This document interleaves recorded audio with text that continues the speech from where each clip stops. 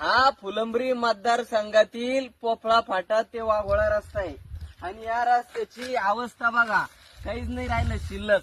डांबर याच्यावर अजिबात उरलेलं नाही. रस्ता अत्यंत खराब झालेला आहे. याच्यावर 2-4 दिवसापूर्वीच एक अपघात झाला. त्या अपघातामध्ये त्या पोराच्या पायाला सुद्धा लागलं. समोरचा जो पोलीसवाला होता त्याच्या पायाला लागलं, त्याची गाडी बेंड झाली. बरं, हे असताना या रस्त्यामधून इतक्या गाड्या कुदतात, म्हणजे इतके खड्डे या रस्त्यात झालेले. आमदार खासदार दोघही या रस्त्यांकडे पाहायला तयार नाही. जिल्हा परिषद आणि पंचायत समिती निवडणूक लागल्या की यायच्या 4 चाक्या गाड्या, ज्या आम्हाला माहित बी नाही त्याची नावं, त्या गाड्या या रस्त्याने फिरतात. जराशी लज्जा तरी या लोकांना वाटली पाहिजे की या रस्त्यावरून जाताना सामान्य लोकांची जी अडचण होती, आता या रस्त्यावर एवढे खड्डे असताना तुम्हाला लाज वाटली पाहिजे या रस्त्यावरून जाताना की बाबा आपण या मतदारसंघाचे प्रतिनिधी आहोत. आपण या मतदारसंघाचे प्रतिनिधी आहोत. आपण काहीतरी आपलं दायित्व आहे आणि आपण या मतदारसंघाकडे लक्ष दिलं पाहिजे. आणि जर रस्ते या मतदारसंघाचे नीट नसेल तर तुमचा विकास दर निवडणुकीला जागा होतो का?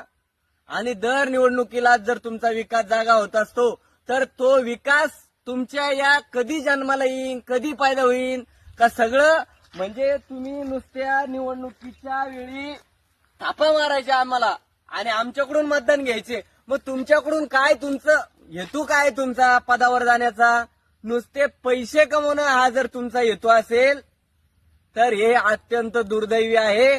आणि जर तुमची या मतदारसंघाकडे दुर्लक्ष असेल आणि हे रस्ते जर असेच असेल, एकच रस्ता नाही, वाघोळा पोफळा असेल, सुलतानवाडीचा तो रस्ता असेल, असे अनेक रस्ते आहेत ज्या रस्त्यानं जाताना सामान्य लोकांची अडचण होते, परंतु तुम्ही याकडे अजिबात लक्ष द्यायला तयार नाही. माझी प्रशासनाला सुद्धा विनंती आहे, आमदार खासदार तुम्हाला दोघांनाही विनंती आहे की या रस्त्यांची पाहणी करा. जरी आता आचारसंहिता नगरपालिकेची असली तरी या रस्त्याची पाहणी करा. आचारसंहिता संपल्यावर या रस्त्यांची पुन्हा मंजुरी मिळाली पाहिजे आणि हे रस्ते मंजूर झाले पाहिजे.